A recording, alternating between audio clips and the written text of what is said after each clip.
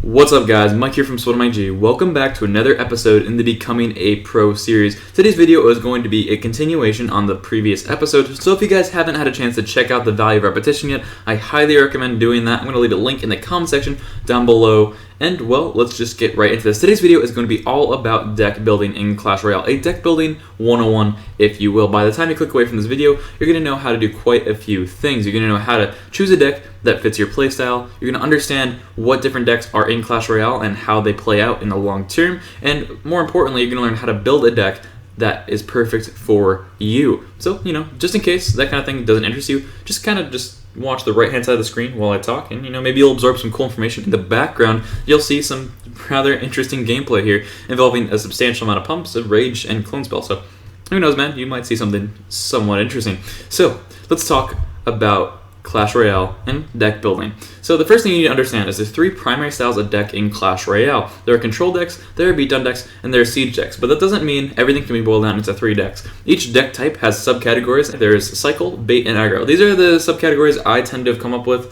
and well, they kind of hold true across all different aisles. But they're a little different depending.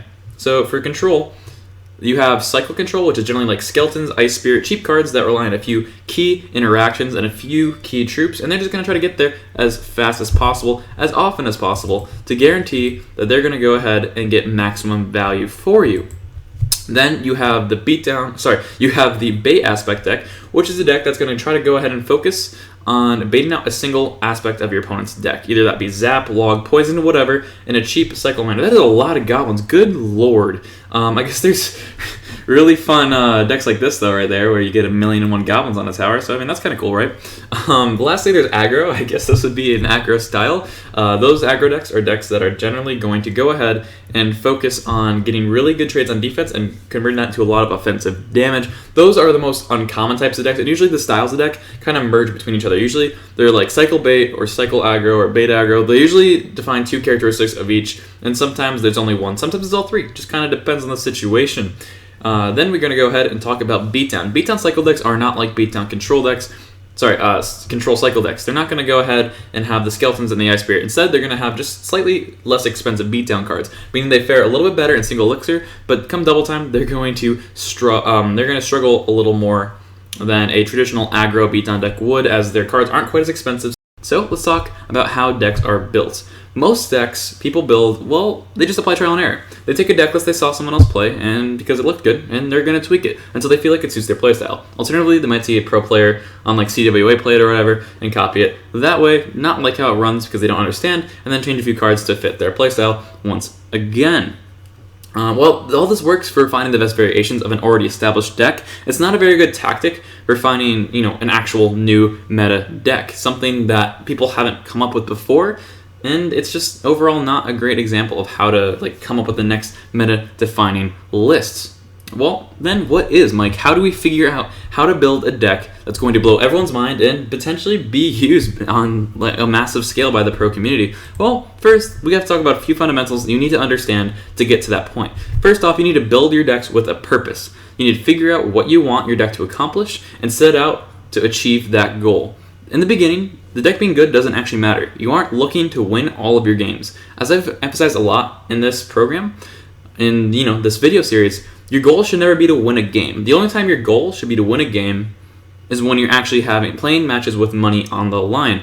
Other than that, your goal should be just to improve, to get to the best level of competitive play you possibly can. So you apply the same thing to deck mechanics. You want to make sure that deck sets out to achieve whatever goal you set out. So whether that be, I want to get a lot of value out of Execution Tornado or Magic Archer, or stuff like I want to figure out how to build a deck around poison bait, or I want to build a deck around lightning bait, which isn't a thing yet, but maybe at some point when lightning becomes super popular, someone will figure that out. Those are the kinds of questions you need to ask yourself. You need to identify what you want to accomplish, and you need to set out to achieve that goal. Something I've always taken to heart when deck building is figuring out the end goal of the deck and working backwards. So once you start adding cards to the deck you like, instead of just decks like cards that are actually going to function well in the deck, you're at a losing position, because what you're going to end up with is an incoherent mess or somewhat playable deck, but it's going to eventually be forgotten because there are other decks that have already been established that are going to do its job more efficiently, just because that's kind of what happens when decks reach an optimal placement in a meta and become relatively defined. right? So this next step forward is acknowledging you aren't going to win every single game. There isn't a deck out there, or at least very seldom is, that is going to win every game. It's just not possible, and the few rare instances where something like that happens usually revolve around Supercell releasing a very broken card that is miles ahead of everything else in the game at the moment. A few examples of this were when Executioner were first released and Night Witch were first released. Those cards were absolutely bonkers. Every deck had to play it or it wasn't competitively viable, and it absolutely changed everything. And it made tier 0 decks, in my opinion. So outside of these very rare examples, the way you want to apply this to deck theory and building your actual deck is you don't want it to focus on diversity. You don't want it to be able to do at least something against everything, just to have a few good matchups and a few bad matchups, but like 60-40s or 40-60s on everything. No, that's not how you want to deck build. What you want to do is you want it to focus. You want it to have it hammer in a certain point and beat decks at a certain rate. You don't want to sacrifice your matchup against a deck you're already favored against to just do a little bit better, even though you're still going to be behind in a matchup you aren't as good against or you aren't prepared for. That's not how you deck build. It's just not going to happen, because that's just not how the meta is defined, guys. We have a rock, paper, scissors game. This is kind of how Supercell works. If there was a possibility for a deck that beats absolutely everything, it's going to either A, get nerfed, or B, has already been discovered. So that's not your goal. Your goal is to figure out a deck that does one job really well, and it does it better than an already established meta deck. That's just kind of what you want to do. So now let's talk the final strategy here in deck building, guys. Let's talk about tech and why lists change over time, but the win conditions and the playstyles of those decks stay the same. Well, the easiest way to talk about this would be to go by example. So when Supercell goes ahead and just bans a lot of cards, nerfs a lot of cards, buffs a lot of cards, and there's a lot of changes on their bounces, a lot of bounce changes. Well, the game is in a state of flux. No one knows what's good, and no one knows what the best decks are, so everyone tends to play diverse cards that deal with kind of everything in the best manner possible. So these kind of metas will see cheaper cycle decks do very well, and beatdown decks do a lot worse, because people are playing cards that focus on the broad spectrum instead of hammering in on a single focused point. And this is just kind of how it works. So the reason diversity changes to a focus, a single point, it's quite simple. Once the meta is defined, people figure out what actually works. People are going to slowly start changing the flex spots in the deck or the diversified cards for decks that are more focused, and will give them an edge against the people who are using the more classic examples of the deck, the ones that are more diversified. It's just kind of how they gain the edge in the mirror match, and then they're going to go ahead and also still have that edge against the deck that deck traditionally beat, giving you a higher overall win percentage. It's basically the way Clash Royale works, and that's why you always see what decks work change from week to week, even in a defined format. The kind of support cards you're going to use over time are going to change a lot, although the core principles of how the deck function are going to stay the same. So without further ado, let's just talk about how to deck build in Clash Royale at its finest. So my goal, the end result here, is I want a deck that is chip based. So I don't want it to be a big beatdown deck. I don't want it to get 1,000,000 damage in one push, and I want it to take advantage of Magic Archer and Graveyard. Graveyard is my favorite win condition, for those of you who don't know, although I seldomly play it because I don't know why. I couldn't give you a good reason, but I seldomly play it. And I really like Magic Archer. I think the card has a lot of potential, and the best deck for it has yet to be found. So let's see if in this video we can go ahead and achieve that goal. Whatever deck I end up building here, guys, is going to be the next video for you guys, and we're going to try it out in a GC, see how far we can get. So first things first, I like to establish a blank slate. What I'm going to do this is just going ahead and putting all the cheapest cards in the game by Elixir in the deck, and then starting from there. So what I want to do is I want to go ahead and focus in on Tornado. So I need a Tornado, so let's get rid of the mirror. I need a Magic Archer, which is somewhere here. Oh, there we go, I'm blind. And I'm going to go ahead and need a Graveyard. Now, obviously, every Graveyard deck is going to go ahead and have to play Poison. It's pretty much obligatory. I have yet to see a good Graveyard deck not play a big spell, and well, Lightning's not great right now, and Fireball isn't either. Let's go ahead and shift this into Poison, because the cards pair together like peanut butter and jelly. So we already have the first 4 cards of the deck established. We have the main focus. What I like here, and the reason I decided to pair Magic Archer and Graveyard together, is because something that's kind of unique here is if I defend with the Magic Archer, I can go ahead and throw an Ice Golem ahead of it, Graveyard, and instead of using Poison for my offensive spell, I can Tornado whatever they try to play onto the Cower, protect the Ice Golem, protect the magic archer and defend the grid at the same time while chipping away at their tower with the archer's bolts. So I think that's a really cool interaction and definitely something a lot of people haven't quite figured out yet. So that's why I chose this pair right here. So right now, what is the deck lacking? Well, first off, we need to counter 2 magic archer, and well, we need an ice golem because ice golem is generally pretty good against in graveyard decks. Well, it doesn't have to be ice golem, it could be any mini tank. So let's put this ice golem over here to the left to signify a mini tank. Now let's talk about a card that's going to counter magic archer while still being in line with poison bait, because graveyard is inherently a poison bait style and is potentially going to have some kind of synergy with graveyard or defense, because that's kind of what we're missing right now, right? So let's think about this. Okay, so a few options we have here would be things like bats, because they can deal with magic archer very well, and they are a very cheap troop, and they're a spell bait. But the problem with bats is, well, they're not poison bait, they're zap bait, and unless we focus on other zap bait cards here, well, it's not really going to do too much. So bats are out of the question, they're gone. So what are we going to play instead of bats? Well, we're going to try to play something that's also poison bait, something that is going to get us a value and potentially get us a nice clean game win. So what I'm thinking right here, guys, is I'm thinking we're gonna go ahead and play a Mega Minion because it's good DPS, which will help us against the lighter tank decks, and it's also gonna help us against the other control decks by having a higher DPS unit than they probably have. So let's throw the Mega Minion in there. I don't know for what yet, but that's just gonna be a good addition. It deals with Magic Archer very well, and it trades really efficiently with a lot of troops. Throwing an Ice Golem in front of a Mega Minion push when throwing a graveyard down is very devastating, and once again, it's something your opponent is going to have to address on top of the graveyard. And however way, in whatever way you can do that off a defense into an offense is always a good card interaction. So right now we have Mega Minion, we got Magic Archer, and we got our 3 spells: Graveyard, Poison, and Tornado. So right now, the only cards we haven't established yet are going to be those. So the bats, the Ice Golem, and the log. We already established the Ice Golem has to be a pseudo tank. It has to be something I can throw down and it has to be cheap. So that means I can need to choose a few different options. I can choose Bandit, Knight, Valkyrie, or Ice Golem. Since I want to keep this deck on the cheaper side of things so that I can go ahead and cycle the poisons when I need to against bigger beatdown decks for, you know, some kind of damage, because right now this deck is not looking too hot against aggro beatdown decks, we're going to go ahead and keep that cheap Ice Golem because I think that might be the best solution here. Also has really good synergy with Mega Minion, and well, I mean, I think it's a pretty straightforward fix. So now we have 2 slots left in the deck, guys. And let's analyze what this deck is missing and what our end goal initially was. So our end goal here is to take defensive pushes and maximally convert them to offense, utilizing Magic Archer and Tornado as our push ability. Theoretically, I could go ahead and cut the Poison, but Poison is just a really strong card right now, which is kind of why it's in the deck inherently, and I didn't really put too much thought into that.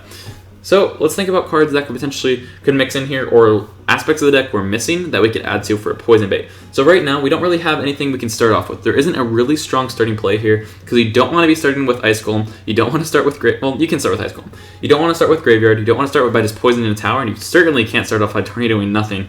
So right now, especially with that Magic Archer not being a great starting play, we need a starting place. So the last 2 spots need to be cards I can comfortably start in the back and get value out of. So right now I'm thinking Goblin Hunt might be a great add to the deck because Magic Archer's poison bait, Graveyard's poison bait, and well, you guessed it, Goblin Hunt is also poison bait. So let's go ahead and add that mix.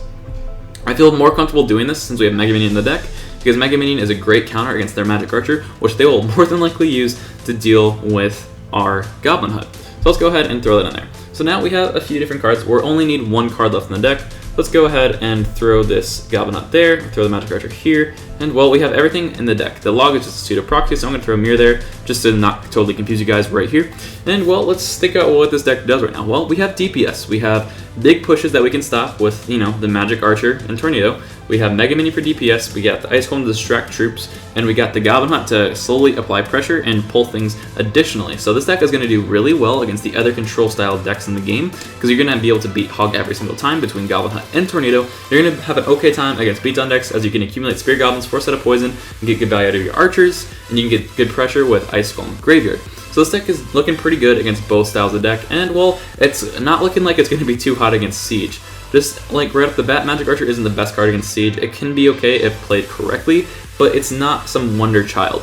So keeping in mind that we don't want to beat every single deck in existence, and Control inherently loses to Siege anyway, I think we should focus on a card that's going to help us beat other Control decks and other beatdown decks, and just kind of take the L against other Siege decks, or figure out the best path forward and get a YOLO moment in, or we could potentially take a tower.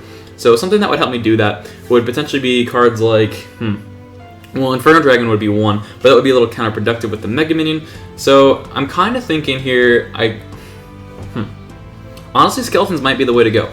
Looking at the deck list here, we already have pretty much everything we need besides another type of DPS ground tank. Because, you know, things like Prince are very prevalent right now, and, well, we don't have a lot of good counters to it. So that's what I'm kind of thinking, another squishy, soft troop. So we can play Skeletons, we can play Goblins, or we can play Goblin Guards. Sorry, Guards. So right now I'm thinking the spot is either going to go to Guards or Skeletons, not really Goblins and not really Goblin Gang, as this deck is more defensively oriented, defense into offense. So looking at Guards as an option isn't the greatest, just for the simple fact that while it is poison bait, kind of like the, you know, Goblin Hut and the Magic Archer in the graveyard, I can't space it out to avoid giving my opponent good value on their poisons if they're going to go ahead and already poison on offense. It'd be too difficult to try to focus out and space out, you know, my Magic Archer, my Guards, and my Goblin Hut with the Spear Goblins, so I don't want to have to deal with that. Instead, what I'm thinking is Skeletons. Skeletons are going to have to bait out their Zap and their Log, which is a positive trade for me, and, well, sure, they lose to poison, but so do Guards. So, I mean, I think that's a great example. And, you know, Guards are also a Log bait. Actually, that's something I didn't think about. Graveyard is a Zap or Log bait card inherently, as well as poison bait, right? So that gives me the freedom to potentially play cards that are also Log and Zap bait.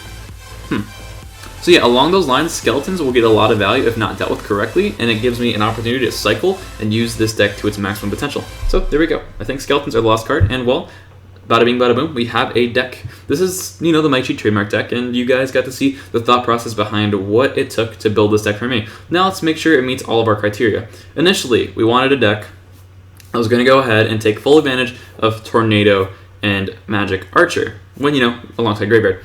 And, well, I think we accomplished that. We went ahead and built a deck that can get good defensive value, can protect the Magic Archer with both Skeletons and Ice Golem. Actually, you know what? I don't think we need the Skeletons. Thinking back on it, Ice Spirit might actually be the way to go. In fact, I know Ice Spirit's the way to go, just for the simple fact that you can go ahead and Ice Spirit NATO a lot of cute things, and, well, it gives you a lot of opportunity going forward. You can still freeze the princes, you can still do a lot of neat plays with Ice Spirit, and you don't necessarily need the small squishy troops because the Spear Goblins can potentially be used for that same role as long as you space your cards correctly. So that's what I'm going to do. I'm just going to make that quick switch. No promises on that. You keeping that off to test them. They could both potentially work. Same with Guards. This is just all theory crafting off the top of my head and what I think could potentially work the best. So I hope you guys enjoyed this video, guys. Stay tuned for the next one. It will be on diversifying your practice partners and finding a new clan to benefit your growth as a player. So I hope you guys enjoyed the video. Join the G Crew. Don't forget to like, comment, subscribe. See you next time, guys.